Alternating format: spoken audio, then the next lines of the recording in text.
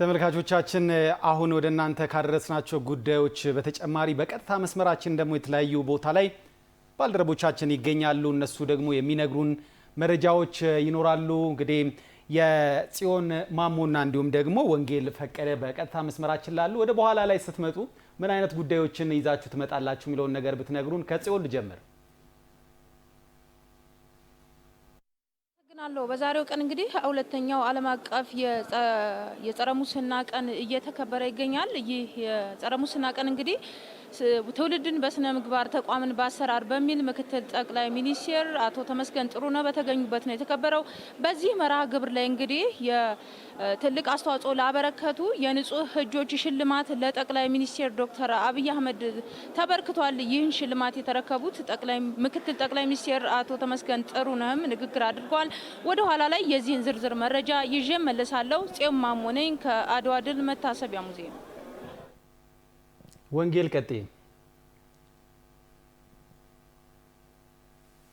አመሰግናለሁ። እንደምንላችኋል ተመልካቾቻችን። በዛሬው ዕለት አዲስ አበባ ንፋስ ስልክ ላፍቶ ክፍለ ከተማ ወረዳ 12 ጤና ጣቢያን መገኛችን አድርገናል። እዚህ የተገኘንበት ዋና ዓላማም የአዲስ አበባ ጤና ቢሮ ከጤና ሚኒስቴር እንዲሁም ከዓለም ጤና ድርጅት ጋር በአንድ ላይ በመሆን የጥቅምት ወርን በማስመልከት የማህፀን በር ካንሰር እንዲሁም የጡት ካንሰርን ሕክምናና የምርመራ ዘመቻ ማጠቃለያ መርሃ ግብር አካሂዷል። በፕሮግራሙም የተለያዩ እንግዶች ተገኝተዋል። ሰዓቱ ሲደርስ ደግሞ ምን ተባለ የሚለውን ይዘን የምንመለስ ይሆናል።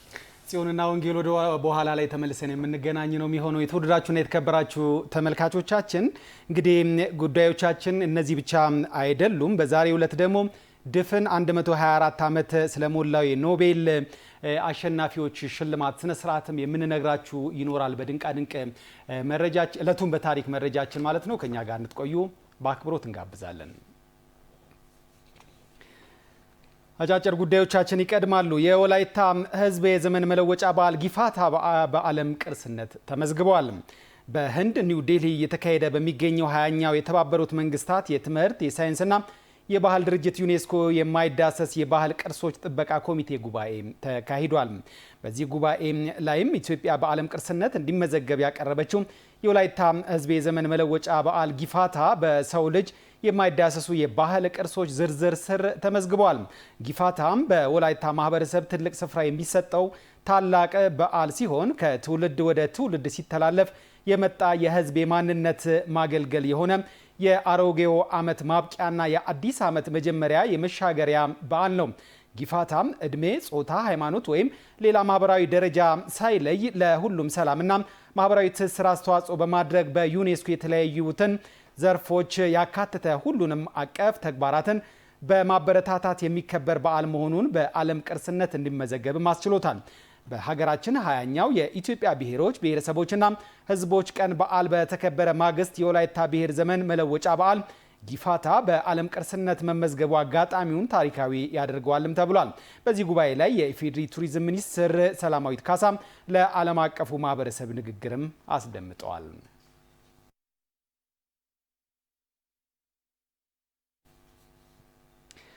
በቁልፍ መሰረተ ልማቶች ላይ የሚቃጡ አይነት ብዙ የሳይበር ጥቃት ሙከራዎችን በማክሸፍ ብሔራዊ ጥቅምን የማስጠበቅ ስራ ተጠናክሮ መቀጠሉን የኢንፎርሜሽን መረብ ደህንነት አስተዳደር አስታወቀ። በአስተዳደሩ የሳይበር መከላከል ዳይሬክቶሬት ዳይሬክተር መሐመድ ፈረጃ እንዳሉትም በያዝነው በጀት ዓመት የመጀመሪያ 3 ወራት 13434 ጥቃቶችና የጥቃት ሙከራዎች ተመዝግበዋል።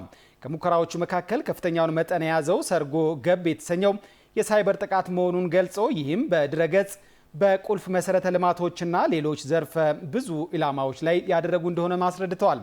በመሆኑም በኢንፎርሜሽን መረብ ደህንነት አስተዳደርና ቁልፍ መሰረተ ልማቶችን በሚያስተዳድሩ ተቋማት ጥረት 97.16 በመቶ ለሚሆኑት የጥቃት ሙከራዎች ምላሽ ተሰጥቷልም ነው ያሉት። በዚህ መሰረት በሳይበር ጥቃቶቹን በመቆጣጠር የጉዳት መጠንን በመቀነስ ድጋሚ ለጥቃት እንዳይጋለጡ ደህንነታቸውን የማጠናከር ስራ መከናወኑም ተገልጿል።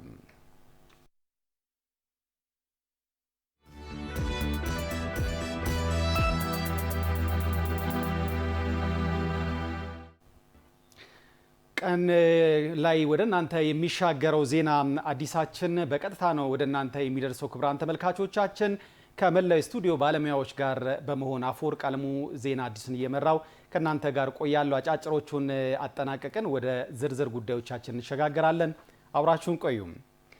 በሁለተኛው ዙር የአዲስ አበባ ከተማ የኮሪደር ልማት 9ኛው ፕሮጀክት ሆኖ የተጀመረው ኡራኤል አትላስ ቦሌ ብራስ እንዲሁም ደግሞ የቦሌ መድኃኔዓለም ጎላጎል እንግሊዝ ኤምባሲ ፕሮጀክት የአካባቢውን ደረጃ ከፍ በሚያደርግ መልኩ እየተገነቡ መሆኑን ከንቲባ አዳነች አቤቤ ተናገሩ። ከንቲባ አዳነችና የከተማው አመራሮች የኮሪደር ልማቶቹንና የፒኮክ ወይንም ማዕከላዊ ፓርክ ፕሮጀክትን የግንባታ ሂደት በመስክ በመገኘት ግምገማና ጉብኝት አካሂዷል። ሰብስቤ ባዩ በዚህ ጉዳይ ላይ ያዘጋጀዋል። እሱን እንከታተል።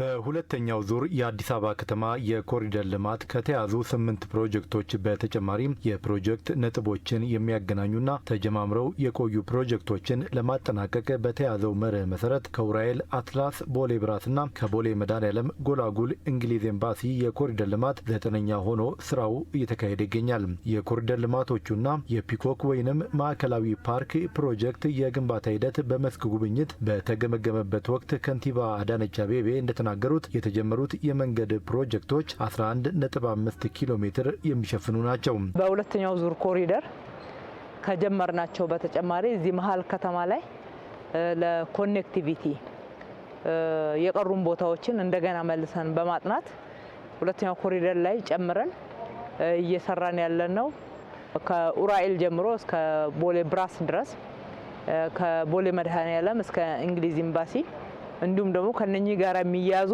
ከዋናው መንገድ ጋር ለማገናኘት ለኮኔክቲቪቲ የምንሰራቸው በአጠቃላይ ወደ 11.5 ኪሎ ሜትርን የሚሸፍን ኮሪደር ነው።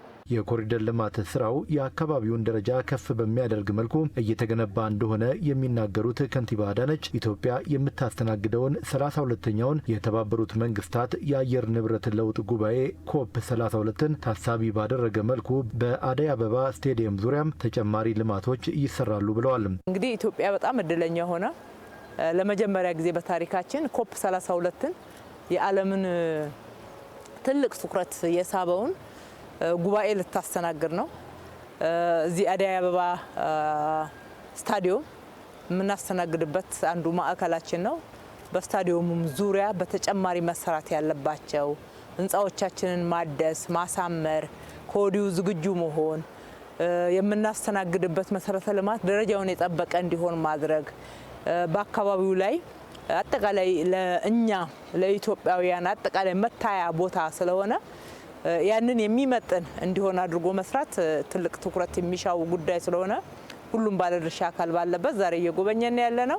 ፕሮጀክቱ የከተማዋን ገጽታ የሚያሳድግ ብሎም ከኮፕ 32 ጉባኤ ጋር ተያይዞ የሚመጡ እንግዶችን በአግባቡ ለማስተናገድ የሚረዳ በመሆኑ ሁሉም ባለድርሻ ለስኬቱ ርብርብ ማድረግ እንደሚገባውም ነው ከንቲባ አዳነች የገለጹት። እዚህ አካባቢ ያለው ስታዲየሙ ዙሪያ ያለው የከተማችን ነዋሪ የህንፃ ባለቤቶችም ለመገንባትም የጀመሩ መጀመርም ያለባቸው እጅግ በፍጥነት እየሰሩ ይህንን እድል መጠቀም መቻል አለባቸው።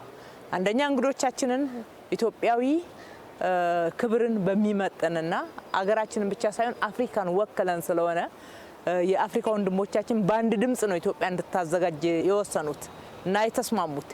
ይህንን የሰጡንን ክብር የጣሉብንን እምነት በተገቢ ሁኔታ መወጣት መቻል አለብን። ከኡራኤል አትላስ ቦሌ ብራስ ኮሪደር የመንገድ ስራ አፈጻጸም ከ60 በመቶ በላይ ሲሆን ከቦሌ መድኃኔዓለም ጎላጉል እንግሊዝ ኤምባሲ ያለው ደግሞ 35 በመቶ ገደማ መሆኑን የተናገሩት የአዲስ አበባ መንገዶች ባለስልጣን ዋና ዳይሬክተር ኢንጂነር ሙዲን ረሻድ ፕሮጀክቱን በፍጥነት ለማጠናቀቅ እየተሰራ መሆኑን ገልጸዋል። ብራስ እስከ አትላስ ድረስ ያለው ላይ ኦልሬዲ መንገዱን በተሻለ ደረጃ ሪኖቬት የማድረግ እግረኛውን የማሻሻል እንደዚሁም ደግሞ የተጨማሪ የፓርኪንግ የተርሚናል እንደዚሁም ደግሞ የታክሲ መውረጃኛ መጫኛ ቦታዎችን ፕሮቫይድ የማድረግ እንደዚሁም ደግሞ የተለያዩ ግሪን ፕላዛዎች ኢቻርጂንጎች አካቶ እየተገነባ ያለበት ሁኔታ ነው ያለው።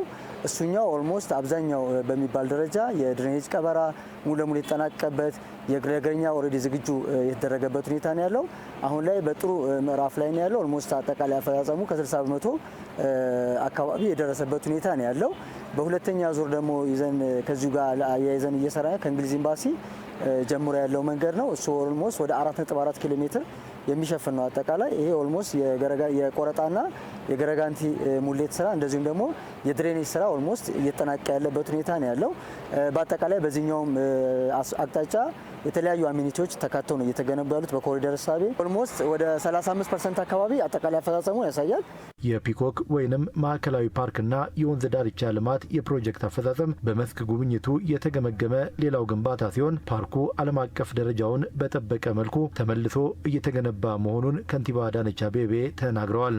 እዚህ ፓርክ ውስጥ እጅግ በሚያሳዝን ሁኔታ ወደ 3800 የሚሆኑ ሰዎች በህገወጥ መንገድ ወረው ገብተው መኖሪያ ግቢ አድርገውት፣ በሌላ በኩል ደግሞ ወደ 380 የሚሆኑ ሰዎች ደግሞ በህጋዊ መንገድ በፓርክ ውስጥ እንዲኖሩ ተደርጎ ፓርክነቱን አጥቶ ጥንታዊነቱን አጥቶ ታሪካዊነቱን አጥቶ ያለ አላማው ለሌላ አላማ እንዲውል የተደረገ ፓርክ ነበር።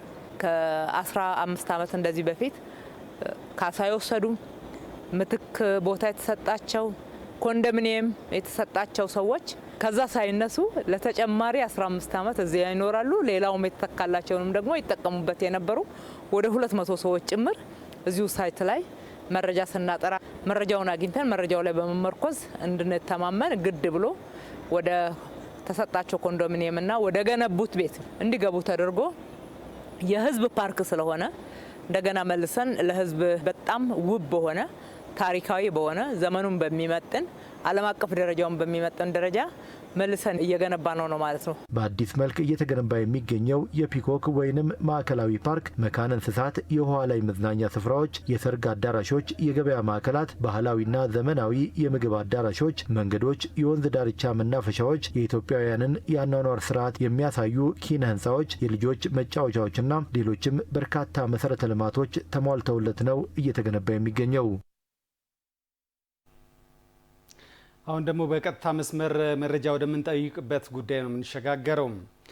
ዓለም አቀፍ የጸረ ሙስና ቀን ትውልድን በስነ ምግባር ተቋምን በአሰራር በሚል ምክትል ጠቅላይ ሚኒስትር ተመስገን ጥሩነህ በተገኙበት የማጠቃለያ መርሃ ግብር ተካሂዷል። በዚህ ጉዳይ ላይ ጽዮን ማሞ መረጃዎችን ልታደርሰን በቀጥታ መስመራችን ላይ ትገኛለች። ጽዮን፣ በመድረኩ ምን አይነት ሀሳቦች ተነሱ የሚለውን ነገር ለተመልካቾቻችን ብታደርሺ። አመሰግናለሁ። ሙስና እንግዲህ የዲሞክራሲ ስርዓትን የሚያቀጭጭ የፍትህ ስርዓትን የሚያጓድል እነዚህን ችግሮች ጨምሮ የተለያዩ ችግሮችን በሀገር ላይ የሚጋርጥ ብልሹ አሰራር ነው። እንግዲህ ዓለም ይህን ችግር ለመከላከል የዛሬ 22 ዓመት ኮንቬንሽን አቋቁማ ችግሩን እየታገለች ትገኛለች።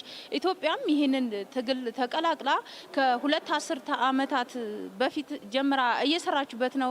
እንግዲህ ይህ አሰራር በኢትዮጵያ በርካታ ችግሮችን ሲያስከትል ነበረ። አሁን ላይ እነዚህ አይነት ችግሮች እየተወገዱ ይገኛሉ የሚል ሀሳብ ተገኝቷል።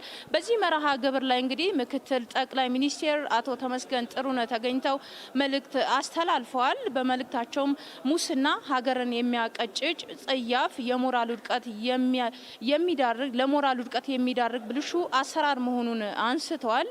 እንግዲህ ምክትል ጠቅላይ ሚኒስትሩ በመልእክታቸውም ባለፉት የመንግስት ስርዓቶች ውስጥ ሙስና በመንግስት በተደራጁ አካላት ሀገርን ይዘረፍ ነበር። አሁን ግን እሱ ነገር እየቀረ ነው ማለት እንችላለን። በተለይ ከተማዋ ላይ ሀገር ላይ የሚደረጉ ልማቶች እንደ ሀገር የሚከናወኑ ልማቶች የህዳሴ ግድብን ጨምሮ በኢትዮጵያ የሚከናወኑ የልማት ስራዎች ለዚህ ማሳያዎች ናቸው። ሙስናን ለመከላከል እንደ ሀገር በርካታ ስራዎች እየተሰሩ ነው። የአገልግሎት አሰጣጥን ማዘመን፣ አገልግሎቶችን በቴክኖሎጂ እንዲሆን ማድረግ፣ ግንዛቤዎችን ማስጨበጥን ጨምሮ የተለያዩ ስራዎች እየተሰሩ እንደሆነ አቶ ተመስገን ጥሩነህ መልእክት አስተላልፈዋል። እንግዲህ በዚህ መርሃ ግብር ላይ የእውቅናና ሽልማት መርሃ ግብርም ተከናውኗል። በመርሃ ግብሩም ጸረ ሙስና ትግሉ የላቀ አስተዋጽኦ ላበረከቱት ለኢፌዴሪ ጠቅላይ ሚኒስትር ዶክተር አብይ አህመድ የንጹህ እጆች የክብር ሽልማት ተበርክቶላቸዋል። ሽልማቱን የተረከቡት ምክትል ጠቅላይ ሚኒስትር አቶ ተመስገን ጥሩነህ ናቸው። አቶ ተመስገን ጥሩነህም እንግዲህ ሙስናን በመከላከል ረገድ እንደ ሀገር በርካታ ስራዎች እየተሰሩ ነው። ከነዚህ ውስጥ አገልግሎትን ማዘመን፣ ለማህበረሰቡ የግንዛቤ ስራዎችን መስጠት የተለያዩ ከተሰሩት የተለያዩ ስራዎች ውስጥ ይጠቀሳል የሚል መልእክት አስተላልፈዋል። እንግዲህ በመርሃ ግብሩ ላይ የምክትል ጠቅላይ ሚኒስትር አቶ ተመስገን ጥሩነህን ጨምሮ የክልል የጸረ ሙስናና የስነ ምግባር ኮሚሽነሮች ተገኝተዋል። በመርሃ ግብሩም እንግዲህ በርካታ ሀሳቦች ተነስተዋል። የፌዴራል የጸረ ሙስናና የስነ ምግባርና የጸረ ሙስና ኮሚሽነር አቶ ሳሙኤል ኡርቱክም ተገኝተው መልእክት አስተላልፈዋል። በመልእክታቸውም እንግዲህ ከህዳር ወር ጀምሮ ህዳር ወር ሙሉውን የጸረ ሙስና ቀንን እያከበር በተለያዩ ዝግጅቶች የጸረ ሙስና ቀን እየተከበረ ነው። በተለያዩ ዝግጅቶች ሙስናን እንዴት መከላከል እንችላለን? እንደ ሀገር በርካታ ስራዎች እየተሰሩ ነው። ግን ሙስናን ማጥፋት ሙሉ በሙሉ ማጥፋት ስለማይቻል ብልሹ አሰራር በሚፈጽሙ ግለሰቦችና ተቋማት እርምጃ እየተወሰደ ነው። እሱንም አጠናክረን እንቀጥላለን የሚል መልእክትን አስተላልፈዋል። በአጠቃላይ እንግዲህ በዛሬው ዕለት በአድዋ ድል መታሰቢያ ሙዚየም 22ኛው የጸረ ሙስና ቀን ተከብሯል። ትውልድን በምግባር አሰራርን ተቋምን በአሰራር በሚል መሪ ቃል ተከብሯል። እንግዲህ ሙስናን እንደ ሀገር መከላከል የሚቻለው ሁሉም የድርሻውን ሲወጣ ነው። ሁሉም የበኩሉን አስተዋጽኦ ማበርከት አለበት ሙስናን በመከላከል የሚል ሀሳብ ተነስቷል። ለዛሬው ያለኝ መረጃ ይህን ይመስላል። አመሰግናለሁ። ሲሆን ለመረጃሽ አመሰግናለሁ። የተወደዳችሁና የተከበራችሁ ተመልካቾቻችን በሌሎች ጉዳዮቻችን አሁንም እንቀጥላለን። በኢትዮጵያ ሀገራዊ ምክክር ሂደት የሁሉም ማህበረሰብ ድምፅ እንዲሰማ እየተደረገ መሆኑን የኢትዮጵያ ሀገራዊ ምክክር ኮሚሽን አስገነዘበ። ኮሚሽኑ ተቀማጭነታቸውን በአዲስ አበባ ላደረጉ ዲፕሎማቶች የእስካሁኑን የምክክር ሂደትና ቀጣይ ትኩረቶችን በተመለከተም ገለጻ አድርጓል። በዚህ ጉዳይ ላይ ይታያል አጥናፉ ያዘጋጀዋል። የኢትዮጵያ ሀገራዊ ምክክር ኮሚሽን ተቀማጭነታቸውን በአዲስ አበባ ላደረጉ ዲፕሎማቶች የእስካሁኑን የምክክር ሂደት እንዲሁም የቀጣይ ትኩረቶችን በተመለከተ ገለጻ አድርጓል። በገለጻ መርሃ ግብሩ ላይ የመክፈቻ ንግግር ያደረጉት የኮሚሽኑ ዋና ኮሚሽነር ፕሮፌሰር መስፍን አርአያ በኢትዮጵያ ያለውን ውስብስብ የፖለቲካ ነባራዊ ሁኔታ በአዲስ ማህበራዊ ውል ለማደስ ምክክር ያስፈልጋል ብለዋል። በምክክር ሂደቱ የሁሉም ማህበረሰብ ድምፅ እንዲሰማ እየተደረገ እንደሚገኝም አስገንዝበዋል። In a relatively short period, the Commission has achieved significant milestones. አጭር ሊባል በሚችል ጊዜ ውስጥ ኮሚሽኑ ስኬታማና ወሳኝ የሆኑ የምክክር ሂደት መሰረቶችን አመቻችቷል። በምክክሩ ላይ እምነት እንዲጣል ማድረጋችንና የተለያዩ ተዋንያንን ወደ አንድ መድረክ ማምጣታችን የሲቪክ ማህበራትን በሁሉም ሃይማኖቶች የሚገኙ የማህበረሰብ መሪዎችን በማካተት ስኬታማ ተግባራት ሰርተናል። ከትግራይ ክልል ብቻ በስተቀር በሌላው የምክክሩ የተሳታፊ ልየታችን ታሪካዊ፣ አሳታፊ፣ ሁሉንም አካታች ሆኗል። Civil society organizations and community leaders across all regions accomplished the historic participatory all-inclusive participant selection process. ዋና ኮሚሽነሩ አክለውም ገለልተኝነት፣ ግልጽነትና ተጠያቂነት የኮሚሽኑ መሪዎች መሆናቸውን አስታውሰው ኮሚሽኑ በተለያዩ አካላት መካከል ያለውን ልዩነት ወደ አንድ መድረክ በማምጣት ሀገራዊ መተማመን እንዲፈጠር ጥረት እያደረገ እንደሚገኝ አብራርተዋል። በትግራይ ክልል የምክክር ሂደቱን በማከናወን የተሟላ ምክክር ለማድረግ ኮሚሽኑ የጀመራቸውን ጥረቶች እንደሚቀጥልም አረጋግጠዋል። የምክክሩ መሳካት ለኢትዮጵያና ለቀጣናው ወሳኝ በመሆኑ ዓለም አቀፉ ማህበረሰብ ለሂደቱ መሳካት የጀመረውን ድጋፍ አጠናክሮ እንዲቀጥልም ጥሪ አቅርበዋል። The success of this Ethiopian-owned process is ultimately vital for regional stability. የኢትዮጵያ ሀገራዊ ምክክር ስኬት ለቀጠናው በጣም ወሳኝ ነው። ስለዚህ እናንተ የዓለም አቀፉ ማህበረሰብ ተወካዮች የማይተካና ያልተቋረጠ ሚናችሁን መወጣት አለባችሁ። Political support, invaluable and continuing role to play. በመርሃ ግብሩ ላይ ኮሚሽነር ዶክተር አምባዬ ወጋቶ የምክክሩን ሂደትና ያጋጠሙ ተግዳሮቶችን በተመለከተ ማብራሪያ ሰጥተዋል። ዶክተር አምባዬ በማብራሪያቸው ምክክሩ ዘርፈ ብዙ ዘላቂ ሀገራዊ መፍትሄዎችን እንደሚያመጣ አጽንኦት ሰጥተው ተናግረዋል። በተከናወኑ የሀገራዊ ምክክር መድረኮች ከቆዩ የልዩነት ጉዳዮች ይልቅ የወደፊት የመፍትሄ ሀሳቦች በስፋት እንዲሸራሸሩ እድል መፈጠሩን አስታውሰዋል። በሂደቱ የተረሱና እስከዛሬ ያልተሰሙ ድምጾች እንዲደመጡ መደረጉንም ኮሚሽነር አምባዬ አስገንዝበዋል። Communities that have been isolated by geography, politics, conflict or mistrust came together to hear. በዚህ የምክክር ሂደት ከዚህ ቀደም በመልክዓ ምድር በፖለቲካ በግጭት አሊያም ባለመተማመን ምክንያት ገለል ብሎ ይኖሩ የነበሩ ማህበረሰቦች አሁን ወደ አንድ ጠረጴዛ መጥተው እርስ በርስ መደማመጥና መረዳዳት ሀሳብ መጋራትም ችሏል። ሁሉም ቦታ ላይ ያስተዋልነው አንድ ሀቅ አለ። እሱም ኢትዮጵያውያን ሰላም ይፈልጋሉ፣ ኢትዮጵያውያን አንድነትን ይፈልጋሉ፣ ድምፁ የታፈነበት ማንም ማህበረሰብ እንዳይኖርም ይፈልጋሉ። Want unity and want a country where no one is left unheard. በመድረኩ ላይ የተገኙት አምባሳደሮችና ኤምባሲ ተወካዮች የቀረቡትን ገለጻዎች መሰረት አድርገው ጥያቄዎችን አንስተው በኮሚሽነሮች ምላሽና ማብራሪያ ሰጥቷቸዋል። አገልግሎትን ማዘመንና ማሳለጥ አምራቹ ያለማቋረጥ ምርታማ እንዲሆን የሚያስችል መሆኑን የአዲስ አበባ ከተማ ምክትል ከንቲባና የኢንዱስትሪ ልማት ቢሮ ኃላፊ አቶ ጃንጥራር አባይ ተናገሩ። የአዲስ አበባ ከተማ ኢንዱስትሪ ልማት ቢሮ አገልግሎቱን በቴክኖሎጂ በመደገፍ የአምራች ኢንዱስትሪውን የተቀናጀ አገልግሎት ሊያሳልጥ የሚችል አዲስ ቴክኖሎጂ ይፋ አድርጓል። ራሄል አበበ በአምራች ኢንዱስትሪው ዘርፍ አገልግሎት አሰጣጥ ላይ የነበሩ ችግሮችን ለመፍታትና የአሰራር ገጽታን ለመቀየር የአዲስ አበባ ኢንዱስትሪ ልማት ቢሮ አዲስ ቴክኖሎጂን ይፋ አድርጓል። በአዲስ አበባ ከተማ የኢኖቬሽንና ቴክኖሎጂ ልማት ቢሮ የበለጸገው ይህ አዲስ ቴክኖሎጂ የኢንዱስትሪ ልማቱን ቢሮ ሁሉንም የአሰራር ሂደቶች በአንድ ስርዓት ያቀፈ ነው። ቴክኖሎጂው የአንድ ማዕከል አገልግሎት አሰጣጥን በማቀላጠፍ ጊዜና ጉልበትን በመቆጠብ እንዲሁም የመረጃ ግልጸኝነትንና ትክክለኝነትን በማረጋገጥ በዘርፉ የነበሩ ማነቆችን ለመፍታት ያለመ መሆኑን የአዲስ አበባ ከተማ ምክትል ከንቲባና የኢንዱስትሪ ልማት ቢሮ ኃላፊ አቶ ጃንጥራር አባይ ተናግረዋል። የሚሰጡ አገልግሎቶችን በኦንላይን ሰርቪስ ለመስጠት የሚያስችል ትልቅ የቴክኖሎጂ ልማት ነው። አሁን ላይ በሁሉም በ11ዱም ክፍለ ከተማ ጽህፈት ቤቶች አሉን። በእነሱ አማካኝነት ጥያቄዎቹ ኦንላይን ሬጂስተር ሆነ በሞባይል አፕሊኬሽንም ጭምር ምን ጥያቄ እንዳለ ማወቅ እንችላለን። ከዛ ውጪ የት አካባቢ ምርት እንዳለ ለማወቅ ያስችለናል። ይሄ ምርት ክምችት ደግሞ በቀላሉ አንዳንዱ ኢንዱስትሪ ለሌላኛው ኢንዱስትሪ ኢንፑት ሆኖ የሚያገለግልበት ሁኔታ አለ።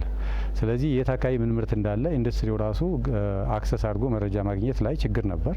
ይህንን ለማወቅ ያስችላል። የካይዘን አገልግሎት፣ የብድር አገልግሎት፣ የማሽነሪ ሊዝ አገልግሎት፣ ማሽነሪ ሊዝ ያገኙ ኢንዱስትሪዎች ምን ያክል እንደሆኑ፣ የት እንደሚገኙ፣ በአጠቃላይ ደግሞ በተኪ ምርትና በኤክስፖርት የተሰማሩ ኢንዱስትሪዎች እያመረቱ ስለመሆናቸው የምናውቅበት የመረጃ ስርዓት ነው።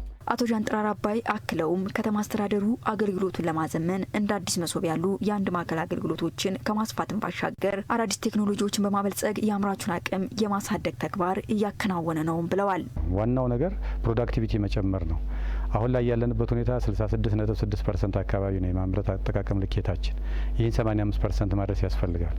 የሀገር ውስጥ የኢንዱስትሪ ምርት ፍጆታችን ገና አላደገም። ይህንን 50-60-70% ማድረስ ያስፈልጋል። ገና እንደ አዲስ አበባ ከተማ 50% አካባቢ ነው ከሚመረተው ውስጥ ለሀገር ውስጥ ፍጆታ እየቀረበ ያለው። የጂዲፒ ድርሻውን ከፍ ማድረግ ያስፈልጋል። ስለዚህ ይሄ ኢንዱስትሪው የበለጠ እንዲያድግ እንዲሰፋ፣ ተጨማሪ ኢንዱስትሪዎች ወደ ከተማ እንዲገባ ያስችላል። የአዲስ አበባ ከተማ የኢኖቬሽንና ቴክኖሎጂ ልማት ቢሮ ኃላፊ አቶ አውል መሀመድ በበኩላቸው ቴክኖሎጂው የአገልግሎት አሰጣጥ እንግልቱን የሚያስወግድ ብሎም ብልሹ አሰራርን የሚያስቀር ነው ብለዋል። የአምራች ኢንዱስትሪ የተቀናጀ አገልግሎት አሰጣጥ ወይም የተቀናጀ የኢንዱስትሪ አስተዳደር ስርዓት IIMS የኢንዱስትሪ ልማት ቢሮ አጠቃላይ ተልእኮና የዕለት ተዕለት ስራዎችን ለማቀላጠፍ ለተገልጋዩ ቀልጣፋና ፍትሃዊ አገልግሎት ለመስጠት ይረዳል። በተለይ የአገልግሎት ጋር ተያይዞ የሚነሱት የመልካም አስተዳደር ችግሮችን ለመፍታት የአስተዳደራችን ያለው የአገልግሎት አሰጣጥ መረጃ አያያዝ ክፍተቶችን ለመፍታት የተዘጋጀ ስርዓት ነው። አምራቾች በበኩላቸው እንደ ሀገር ለአምራች ኢንዱስትሪ ዘርፍ መንግስት የሰጠውን ትኩረት አድንቀው ዲጂታል ስርዓቱ የማምረት አቅማቸውን ከፍ የሚያደርግ መሆኑንም አንስተዋል። ጊዜም ከመቆጠብ ገንዘብንም ከመቆጠብ አንጻር ቴክኖሎጂ ያሳድጋል። ደግሞ ለእኛም ድጋፍ ነው የሚሆነን፣ አቅም ይሆነናል። ሁለተኛ ነገር በቴክኖሎጂ ያለንን የምናመርተውን እኮ በአጠቃላይ ማስተዋወቅ እንችላለን። አምራቹ በተለይ ከወጣና ስራ ላይ መግባት ከጀመረ አገር ይነቃቃል፣ የስራ እድሉም ይሰፋል። ከውጭ የሚመጡትን ነገሮች ሰብስቲቱት ያደርጋል፣ እዚሁ በሀገር ውስጥ መመረት ይጀምራል። ያ ደግሞ የሀገር ኢኮኖሚ እድገት ትልቅ አስተዋጽኦ አለው። በዚህ ደረጃ የተለያዩ አምራቾች የተለያየ የክህሎት ችግር የሙያ ችግር ያለባቸውን ኦንላይን እንደዚህ ገብቶ ጥያቄውን አቅርቦ ስልጠና ማግኘት መቻል በራሱ ቀላል አይደለም። በተለያዩ ዝግጅቶች ሲከበር የቆየው የጡት ካንሰር ወር የመዝጊያ መርሃ ግብር ተካሂዷል። በዚህ ጉዳይ ላይ ወንጌል ፈቀደ መረጃዎችን ልታደርሰን በቀጥታ መስመር ላይ ትገኛለች። ወንጌል መረጃዎችን መቀጠል ትችላለች። አመሰግናለሁ። በድጋሚ እንደምን ውላችኋል ተመልካቾቻችን። ኤኤምኤን 24/7 በአዲስ አበባ የሚካሄዱ ሁነቶችን እየተከታተለ ወደ እናንተ የሚያደርስ የመረጃ ምንጫችሁ መሆኑ ይታወቃል። ዛሬም ይህንኑ ምክንያት በማድረግ በንፋስ ስልክ ላፍቶ ክፍለ ከተማ ወረዳ 12 ጤና ጣቢያ መገኛችንን አድርገናል። እዚህ የተገኘንበት ዋና ዓላማም የአዲስ አበባ ጤና ቢሮ ከጤና ሚኒስቴር እንዲሁም ከዓለም ጤና ድርጅት ጋር በጋራ በመሆን የጥቅምት ወርን በማስመልከት የማህፀን በር ካንሰርና የጡት ካንሰር ምርመራና የሕክምና ዘመቻ የመዝጊያ መርሃ ግብር ተካሂዷል። እንግዲህ መርሃ ግብሩ አንድም እናት በቀላል ታክሞ በሚድን የካንሰር በሽታ መሞት የለባትም በሚል መሪ ቃል እንግዲህ ተካሂዷል ፕሮግራሙ። በፕሮግራሙ ላይም የአዲስ አበባ ጤና ቢሮ ምክትል ቢሮ ኃላፊ ዶክተር ሙሉጌታ እንዳለ፣ የጤና ሚኒስትር ዴኤታ ዶክተር ደረጀ ዱጉማ እንዲሁም ከዓለም ጤና ድርጅት የተለያዩ የክብር እንግዶች ተገኝተዋል። እንግዲህ በፕሮግራሙ ላይ በንግግር ፕሮግራሙን የከፈቱት የአዲስ አበባ ጤና ቢሮ ምክትል ቢሮ ኃላፊ ዶክተር ሙሉጌታ እንዳሉት ከዚህ ቀደም እንግዲህ የማህፀን በር ካንሰር ከ10 ዓመታት በፊት በአመት ለ10,000 ሴቶች ብቻ የምርመራ አገልግሎት ይሰጥ የነበረና በአሁን ግን ከለውጡ ጊዜ በኋላ የአዲስ አበባ ጤና ቢሮ የጤና ቱሪዝሙን ከማስፋት ባሻገር በአንድ ወር ውስጥ ብቻ ከ20,000 በላይ እናቶችን በመመርመር የበሽታው ተጠቂ የሆኑትን ወደ ሕክምና እንዲሄዱ የማድረግ ስራ እንግዲህ ተሰርቷል። በዛሬው ዕለትም እንግዲህ የዚሁ መርሃ ግብር የመዝጊያ ፕሮግራም ነው የተካሄደው። እንግዲህ አዲስ አበባ ጤና ቢሮ ከዚህ ቀደምም እንግዲህ ተላላፊ በሆኑና ባልሆኑ በሽታዎች ላይ አተኩሮ ሲሰራ እንደነበረ ይታወቃል። ከዚህም እንግዲህ የካንሰር በሽታ የመጀመሪያው ነው። አሁንም እንግዲህ በጥንቃቄና በትኩረት እየተሰራበት የሚገኝ በሽታ ነው። የጡት ካንሰር እንዲሁም ደግሞ የማህፀን በር ካንሰር ከተደረሰበት በጊዜ ሕክምና ካገኘ የሚድን በሽታ ስለመሆኑም እንግዲህ በፕሮግራሙ ላይ የተገኙ የተለያዩ ምስክርነት ሰጪ ሰዎች እንግዲህ ተናግረዋል። እንግዲህ ይህ የካንሰር በሽታ 4 ደረጃዎች ያሉ ሲሆን በመጀመሪያ ደረጃ ሕክምና ካገኘ ወዲያውኑ የመዳን እድሉ ከፍተኛ መሆኑና ግን ካልታከመ ወዲያው የሚገል በሽታ ስለመሆኑም እንግዲህ በፕሮግራሙ ተነስቷል። እንግዲህ አሁንም የአዲስ አበባ ጤና ቢሮ ይህንን ስራውን አጠናክሮ እንደሚቀጥልም እንግዲህ ገልጿል። እንዲሁም የጤና ሚኒስትር ዴኤታ ዶክተር ደረጀ ዱጉማ ይህ የተጀመረው ስራ እንግዲህ ተጠናክሮ እንደሚቀጥልና ቀጣይ አቅጣጫዎችን በፕሮግራሙ ላይ ሰጥተዋል። እንግዲህ እንዲሁም ከዓለም ጤና ድርጅት የተገኙ የክብር እንግዶችን በጋራ በዚህ ስራ ላይ ለመሳተፍ ተነሳሽነታቸው ከፍተኛ እንደሆነም እንግዲህ ተናግሯል። የአዲስ አበባ ጤና ቢሮም እንግዲህ በቀጣይ ሳምንታት ከ9 እስከ 14 ዓመት ለሚሆኑ ልጆች የፖሊዮ እንዲሁም ደግሞ የግንዛቤ ማስጨበጫ ስራዎችን እንግዲህ መስጠት እንደሚጀምር ተናግሯል። ከቀጣይ ሳምንት ጀምሮ በህፃናት ላይም ጭምር በትኩረት እንደሚሰራም እንግዲህ ገልጿል። ይህ የግንዛቤ መፍጠር ስራ እንግዲህ በተለያዩ ቦታዎች ተስፋፍቶ ይገኛል። በተለያዩ ጤና ጣቢያዎች የማህፀን በር ካንሰርና የጡት ካንሰር ምርመራ እንደሚሰጥና ሕክምናውም እንግዲህ በእያንዳንዱ ጤና ጣቢያዎች ላይ ወደ ሕክምና እንዲሄዱ የሚያስችል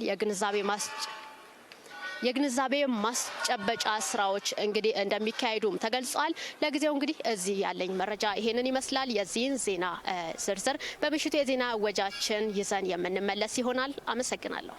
ወንጌል አመሰግናለሁ ለመረጃሽ።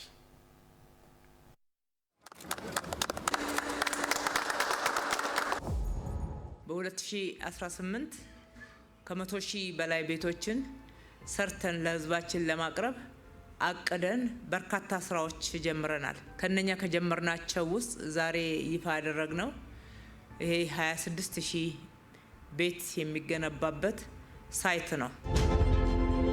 ከተማችን በተለመደው የግንባታ አሰራር ትገነባለች።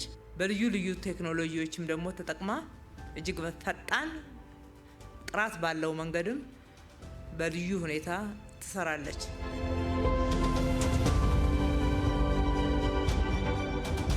የመፍጠንና የመፍጠር መርሃችንን ለመተግበር ዓለም የተጠቀመበትን ቴክኖሎጂ ከሀገራችን ሁኔታ ጋር ተስማሚ በሆነ መንገድ ተጠቅመን የዜጎቻችንን ጥያቄዎች ለመመለስ በጣም እየተጋን ያለ ነው። እነኚህ 26000 ቤቶች ሲገነቡ በቀጥታ የሚጠቀሙት 26000 አባወራዎች ብቻ ሳይሆኑ በርካታ ዜጎች እንደሆኑ ይታወቃል። እሱም ብቻ አይደለም፣ በስራ ሂደት በርካታ ዜጎች የስራ ዕድል ያገኛሉ።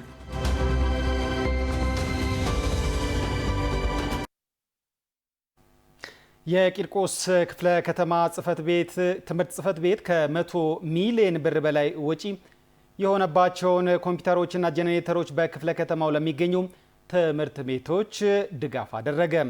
ድጋፉ የትምህርት ቤቶችን የግብአት ችግር በመቅረፍ በቴክኖሎጂ የተደገፈ ትምህርት ለመስጠት እንደሚያስችልም የአዲስ አበባ ትምህርት ቢሮ ገልጿል።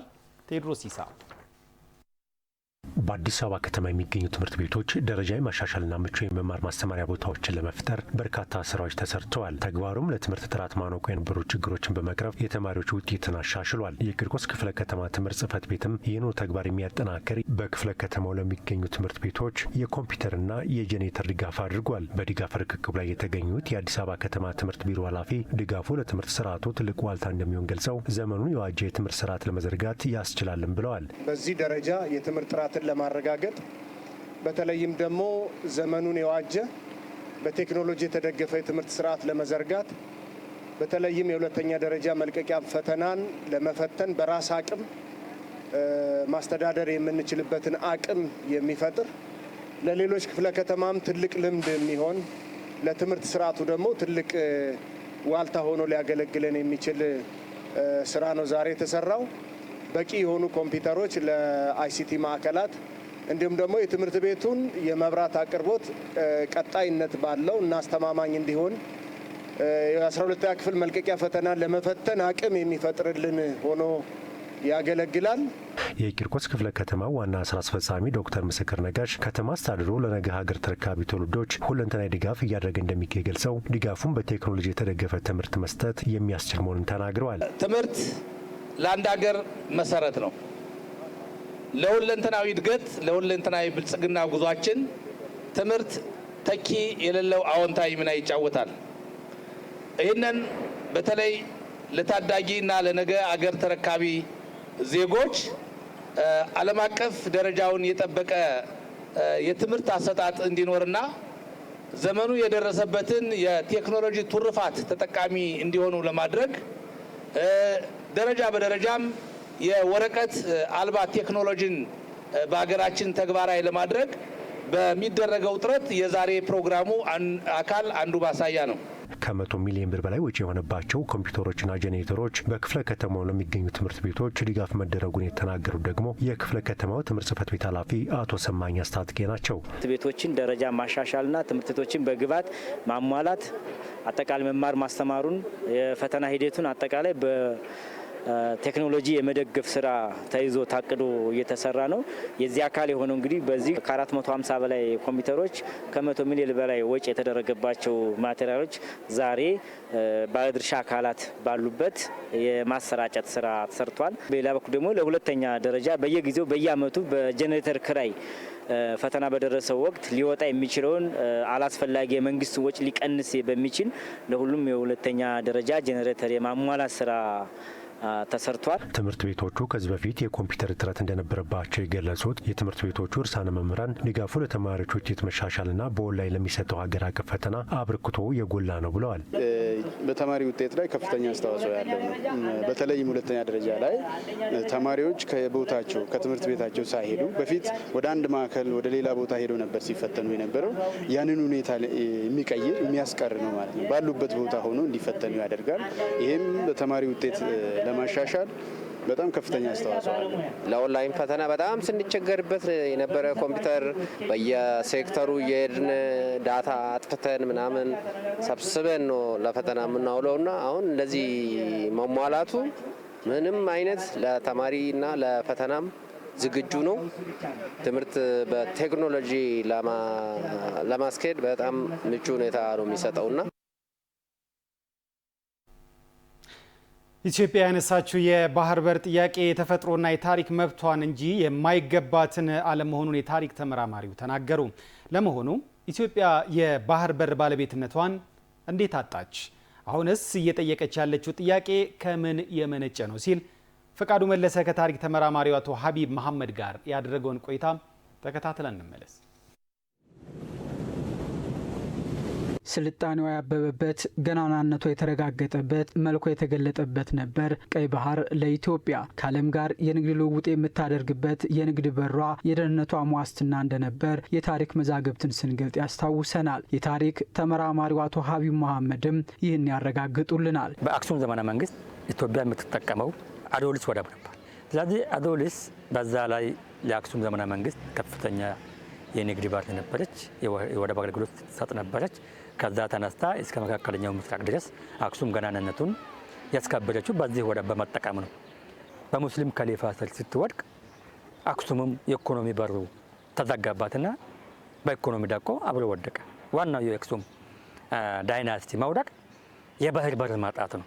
ምጽዋም እንደዚህ በ8ኛው ክፍለ ዘመን ለአክሱም ነገስታት እንደዚህ የትራንዚት አገልግሎት ስትሰጥ ነበር። በንጉሳውያን መለዋወጥ ያልተለያት በቅኝ ገዢዎች ሴራ ድንበሯም በሯም ሳይለያት ዘመናት ተጠቅማለች። ይህንኑ ቀይ ባህር ኢትዮጵያ ከምኒልክ ጋር ጣሊያኖች ያደረጉት ንግግር 1902 ነው የሚገልጹት። 1900 እና 1902 የሚገልጹት ትግራይ አካባቢ ያለው ዛላምበሳ፣ ባድሜና መራማላሽ ድንበር ነው ያካለሉት በኢትዮጵያና ኤርትራ መካከል። በዚህ በኩል ድንበር አልተካለለም፣ በአሰብ በኩል አልተካለለም። በቃ ምንድነው 1908 ስምምነት ነው የሚገልጹት። አብዛኛው የቀኝ ግዛት ውል ተብሎ 1908 ምን ብሎ ነው የሚገልጸው? በቃ ኢትዮጵያ ከባህር ጠረፍ 60 ኪሎ ሜትር ትርቃለች። ሎጂካል ነው፣ መሬት ላይ የተሰመረ አይደለም። በቀይ ባህርና በኢትዮጵያ መካከል ድንበር አልተካለለም በቀኝ ገዢዎች ማለት ነው። ኢትዮጵያ ታዲያ ዘመናትን ባለቤት ከነበረችበት በር እንዴት ተለየች? የታሪክ ተመራማሪው አቶ ሀቢብ ለዚህ መልስ አላቸው። ኢትዮጵያ ሕዝብ ሳይወያይበት አፋሪም ሳይማከርበት ሁለት ዘመዳሞች ከጫካ ወጣው በስጦታ የተሰጡት ስምምነት ነው እንጂ የካቢኔ ውሳኔ የሌለበት፣ የፓርላማ ውሳኔ የሌለበት፣ የህዝብ ሪፈረንደም የሌለበት ይዘህ ጠብቅ ተብሎ የተሰጠው በር ነው። ሱልጣኑ ያንን አየና በሽግግር ፓርላማ ውስጥ ተቃውሞ ያቀረበው ሱልጣን አሊ ኢምራን እንኳን የኢትዮጵያ ባንዲራ እንኳን እኛ ግመሎቻችን ያውቋል ማለት ቀይ ባህር ከኢትዮጵያ መገንጠልን በመቃወም በሽግግር ምክር ቤት ውስጥ በይፋ ኢሳያስ ባለበት መለስ ባለበት በይፋ የተቃወመው ሁኔታ ነው። ስለዚህ አፋርም ለሁለት ተከፈለን። አፋርም ቀይ ባህር አጣ፣ ኢትዮጵያም ቀይ ባህር አጣች። የኢፌዴሪ ጠቅላይ ሚኒስትር ዶክተር አብይ አህመድ ባሳለፍነው ወር ለህዝብ ተወካዮች ምክር ቤት በሰጡት ማብራሪያ ኢትዮጵያ ከቀይ ባህር የተለየችበት መንገድ ምክንያታዊና ህጋዊ ያልሆነ ሲሉ መናገራቸውም ይታወሳል። መጀመሪያ ኢትዮጵያን የቀይ ባህር አክሰስ ያሳጣው ውሳኔ ማን ወሰነው? ካቢኔው ይሆናል ብለን የካቢኔውን ዶክመንት ብናገላብጥ የለም፣ ካቢኔው አያውቀውም። አይ የለም ምክር ቤት ይሆናል የወሰነው ብለን ብንወስን ምክር ቤቱም አልነበረ፣ ምክር ቤት አያውቀውም ውሳኔው። የለም የኢትዮጵያ ህዝብ በሪፈረንደም ወስኖ እንዳይሆን እንዳይባል ነበርን እኛም ያኔ። የኢትዮጵያ ህዝብ ያልወሰነው ተወካዮቹ ያላዩት ቢያንስ ከአስፈጻሚ ካቢኔ ያላየው ውሳኔ ማን ወሰነው? እድገቷን ለማፋጠን ደህንነቷን በዘላቂነት ለማረጋገጥ እንዲሁም በቀጠናው ያላትን ተጽዕኖ ፈጣሪነት ከፍ ለማድረግ ኢትዮጵያ ዛሬ ላይ የባህር በር ማግኘት ግድ ብሏታል። ከባህር በር ርቃ መኖር የማትችልበት ዘመን ላይ የደረሰችው ኢትዮጵያ ላለፉት ዓመታት ከባህር በር ርቃ በመቆየቷም የሚጠበቅባትን እድገት እንዳታስመዘግብ አድርጓታል። ምንጊዜም አንድ ባህር ወደብ ከአንድ ሀገር ብልጽግና ጋር የተያዘ ነው። ከአንድ ሀገር ህልውና ጋር የተያዘ ነው ማለት ነው። ምክንያቱም ጠላቶቿ በሙሉ የውስጥ እጇን የሚዘረጓት በዛች ባጣች ወደብ በኩል ነው። ወደብ ሲኖራት በነበረበት ጊዜ እንኳን አፍሪካ እስከ መካከለኛው ምስራቅ ድረስ ገናና ነበረች፣ ስልጣኔ ነበራት። ያንን ስልጣኔ መልሶ እንዳያገግም የተፈረደበት ሀገር ሆናለች ማለት ነው። ኢትዮጵያ አላግባብ ያጣችውን የባህር በር ጥያቄ አሁን ላይ ዘግይታም ቢሆን ማንሳቷ የታሪክም የተፈጥሮም የህግም ተቀባይነት ያለው መሆኑን የሚያነሱት የታሪክ ተመራማሪው ጥያቄው መልስ እስኪያገኝ ኢትዮጵያውያን በአንድነት ሊቆሙ ይገባል ባይ ናቸው። በዓለም አቀፍ ህግ ትራንዚት አገልግሎት ላይ ማንኛውም ሀገር ባህር ወደብ የመጠቀም መብት አላት። ያላት እኮ አይደለም የሌላትን ወደብ የመጠቀም አላት ነው የሚባለው። ኢትዮጵያ ግን ያላትን ያጣችው። ስለዚህ ያላትን የመመለስ ግዴታ መብትም አላት ማለት ነውና ሁላችንም ያንን ታግለን አንድነት ፈጥረን ልክ አባይ እንዳሳከነው አንድነት ፈጥረን ቀይ ባህር ለመመለስ እንነሳ ነው ሀሳብ።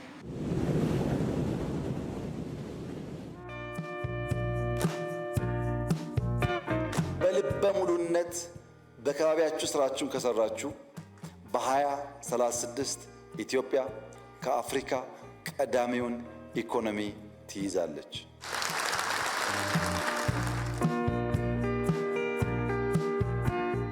ብረት ካወጣን፣ ወርቆች ካወጣን፣ ጋዝ ካወጣን፣ እርሻ ከተስፋፋ፣ ኢንዱስትሪው አሁን እንደጀመርነው ካደገ፣ ሁላችን የምንተጋ ከሆነ፣ ከተሞቻችን ካሸበረቁ ካማሩ፣ ቱሪስት መሳብ ከቻል ኢትዮጵያ የደህንነት ታሪኳን የምንቋጭ ትውልድ መሆን እንችላለን። ይሄን በማድረግ ይህ አመራር የተጣለበትን ከፍተኛ ኃላፊነት በብቃት በመወጣት የኢትዮጵያን ብልጽግና አንድ ስቴፕ ወደፊት የሚወስድ መሆን ከቻለ ከታሪክ ተወቃሽነት መዳን ብቻ ሳይሆን በታሪክ ውስጥ ለዘላለም የሚነገር የሚጨበጥ ሐውልት ሰርተን ማለፍ ስለሚያስችል እንበርታ፣ እንስራ።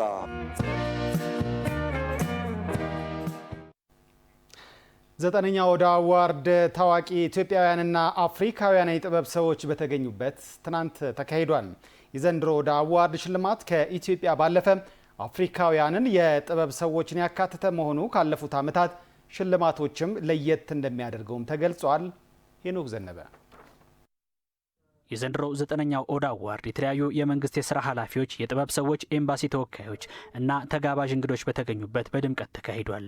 የዘንድሮ የኦዳ አዋርድ በአይነቱ ልዩና ከኢትዮጵያ ባሻገር በሙዚቃው ኢንዱስትሪ ከፍ ብለው የተደመጡ አፍሪካውያን ድምፃውያንም ያሳተፈ መሆኑን የኦዳ አዋርድ ዋና አዘጋጅ በሻቱ ቶላማርያም ተናግረዋል።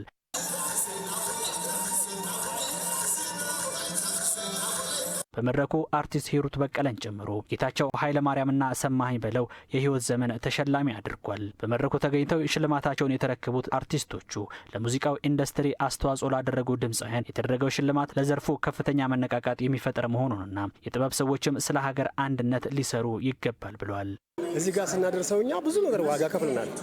ኪነ ጥበቡን እዚህ ስናደርሰው ቀጣዩ ትውልድ ደግሞ እኛን ተከትሎ ህይወት ቅብብሎች አይደለች።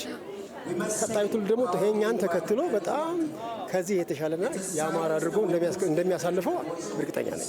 የህዝብ አንድነት፣ የቀለማችን ልዩነት አንድነታችንን የሚገልጽ እንጂ የሚለያየን አይደለም እና ለአፍሪካ ምሳሌ መሆን እንችላለን፣ ለዓለምም ምሳሌ መሆን እንችላለን። ከማንም ቀድመን ሀገር ያለን፣ እምነት ያለን፣ ባህል ያለን፣ ታሪክ ያለን ህዝቦች እስከሆኑ ድረስ ለዓለም ምሳሌ መሆን እንችላለን። ለዓለም እድገት መሆን እንችላለን። ለዓለም መሰረት መሆን እንችላለን። የሰው ምሳሌ እኛ ጋር ነው ያለው።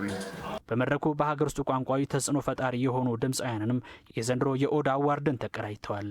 እኔ አሁን እድለኛ ነኝ ያልኩት ምንድነው ከነዚህ አርቲስቶች ጋር እኛ ከነሱ አንሰን ሳይሆን አንድ ላይ በሆነ በአፍሪካ ደረጃ ይሄ ነገር ተዘጋጅቶ እዚህ መድረክ ላይ ሲገኝ ለሚመጣውም ትውልድ ቢቀጥለውም ትውልድ ጥሩ ተነሳሽነትን ያመጣልና አንደኛ ሀገራችንን የት እንደደረሰችም በኪነ ጥበቡ ዘርፍ የሚያሳይ ነውና በተለይ አዘጋጆቹ እግዚአብሔር ይመስገን።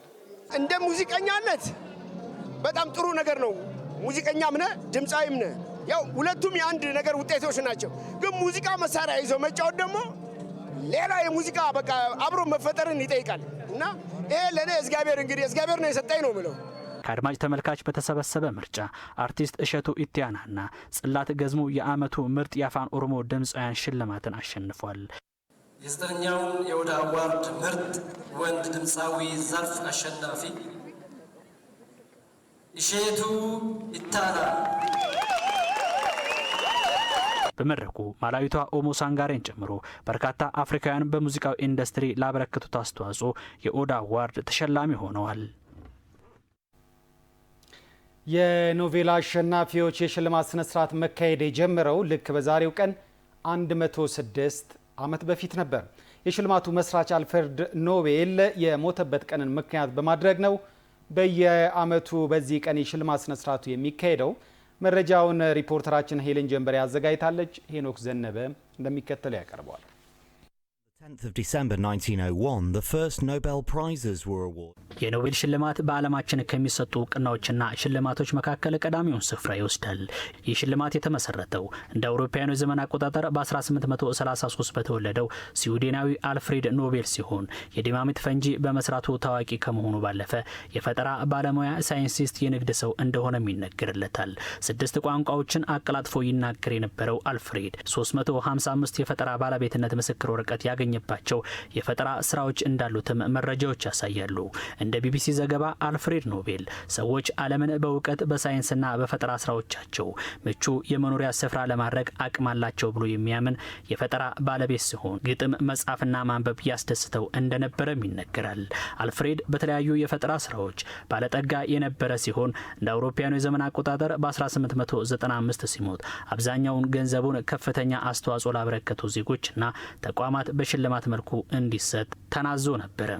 ሽልማቱም በተለያዩ መስኮች ፈርቀዳጅ ተግባራትን ያከናወኑ ግለሰቦችንና ተቋማትን በየዓመቱ የሚሸለሙበት ሲሆን በ5 ዘርፎች ማለትም በፊዚክስ፣ በኬሚስትሪ፣ በሕክምና፣ ስነ ልቦናና ስነ ጽሁፍ እንደዚሁም ሰላም በሚባል ተከፋፍሎ ይሰጣል። እንደ አውሮፓውያኑ የዘመን አቆጣጠር በ1968 ደግሞ የኢኮኖሚክ ሳይንስ መታሰቢያ ሽልማት እንደተጨመረ መረጃዎች ያሳያሉ። አልፍሬድ ኖቤል ህዳር 18 1888 በፈረመው ኑዛዜ መሰረት በዛሬዋ ቀን በ1901 የመጀመሪያው የኖቤል ሽልማት ተሰጠ። የሽልማት ስነ ስርዓቱ አልፍሬድ ኖቤል 1896 የሞተበት ቀንን ምክንያት በማድረግ በየዓመቱ ታህሳስ 10 ቀን ወይም በእኛ አቆጣጠር ታህሳስ 1 ቀን የሚካሄድ ይሆናል። የኖቤል ሽልማት አሸናፊዎች የአልፍሬድ ኖቤል ምስልን የተቀረጸበት የወርቅ ሜዳሊያ፣ ስኬታቸው የተዘረዘረበት የምስክር ወረቀትና ገንዘብ ሽልማት ያገኛሉ። የገንዘቡ መጠን 11 ሚሊዮን የስዊድን ክሮን ሲሆን ሽልማቱን ከአንድ በላይ ሰው የሚያሸንፍ ከሆነ ገንዘቡ እኩል የሚከፈል ይሆናል። እንደ አውሮፓውያኑ የዘመን አቆጣጠር በ1901 ከተጀመረ ጊዜ አንስቶ በርካታ ሰዎችና ድርጅቶች የኖቤል ሽልማትን አሸንፏል። የኖቤል ሽልማት ካሸነፉ መካከል ሴቶች የትምህርት ዕድል እንዲያገኙ የምትሰጠው ፓኪስታናዊቷ ማላላ ዩሳፍዛይ በ2014 የተሰጠውን የኖቤል የሰላም ሽልማትን በ17 ዓመቷ በማግኘት በእድሜ ትንሿ የሽልማቱ አሸናፊ ሆናለች። ከሽልማቱ ዘርፎች መካከልም ለሰላም መስፈን አስተዋጽኦ ላበረከቱ ሰዎችና ግለሰቦችም ይገኙበታል። በዚህም ዘርፍ ታዲያ የኢፌዴሪ ጠቅላይ ሚኒስትር ዶክተር አብይ አህመድ የ2019 የኖቤል ሽልማት አሸናፊ ነበሩ። ጠቅላይ ሚኒስትር ዶክተር አብይ አህመድ ለዚህ ሽልማት የበቁት ወደ ስልጣን ከመጡበት ጊዜ ጀምሮ በሀገራቸው ውስጥ ለውጥ ለማምጣት መውሰድ በጀመሯቸው እርምጃዎችና በተለይም ከኤርትራ ጋር ሰላምን ለማውረድ ባደረጉት ጥረት እንደሆነ በወቅቱ ተገልጿል። ጠቅላይ ሚኒስትር ዶክተር አብይ አህመድ የ2019 የሰላም የኖቤል ሽልማት አሸናፊ መሆናቸውን ተከትሎ ሽልማታቸውን በኖርዌይ ኦስሎ የተረከቡት ልክ በዛሬዋ ቀን 2019 ነበር።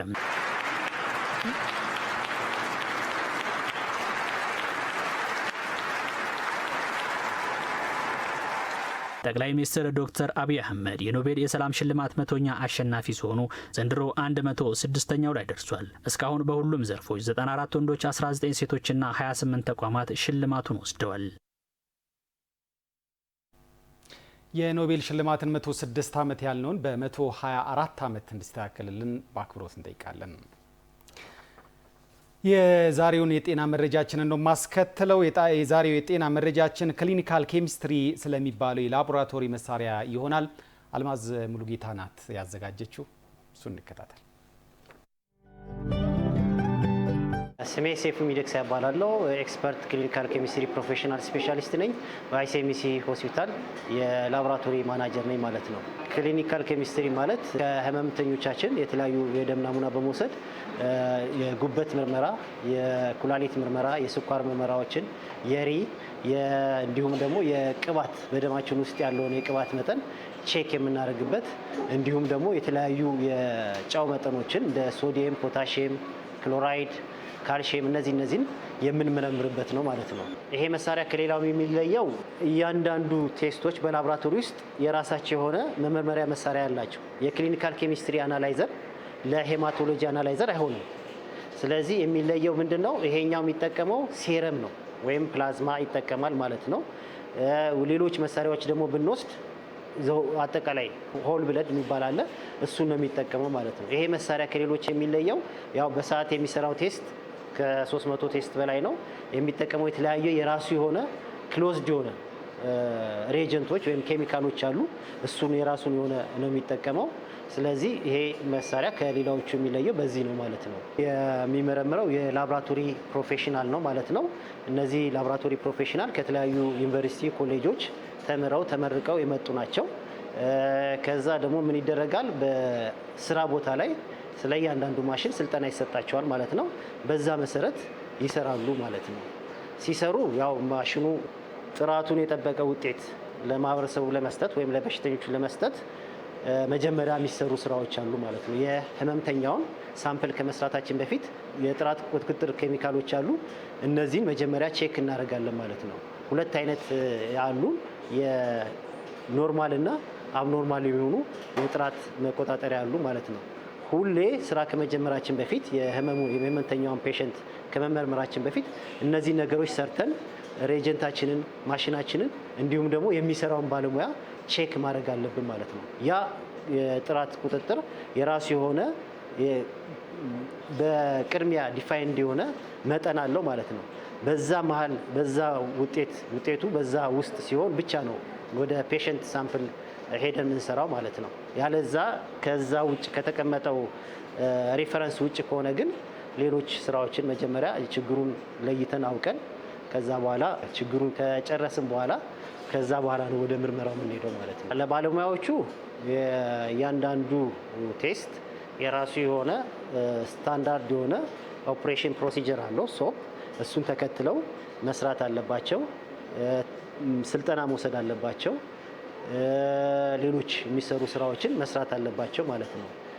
ህብረተሰቡም ደግሞ የባለሙያ የሚሰጠውን ምክር ተቀብሎ ለምሳሌ ምግብ መበላት ከሌለበት ሳይበላ መጥቶ ምርመራውን ማድረግ አለበት ማለት ነው። ባለሙያው ደግሞ ስለ እያንዳንዱ ምርመራ ለህመምተኛው ወይም ለማህበረሰቡ ማሳወቅ መንገር አለበት ከመመርመሩ በፊት ማለት ነው። ፈቃደኝነቱን ኢቭን ሳምፕል ለመውሰድ ራሱ ፈቃደኝነቱን መጠየቅ ስለ ምርመራው መግለጽ አለበት ማለት ነው። ከምርመራው በኋላም ምን መሆን አለበት? ህመምተኛው መጠየቅ አለበት። ውጤቱ ምንድነው የሚያሳየው የሚለውን ሐኪሙ ጋር ከሆነ ሐኪሙ መጠየቅ ይችላል።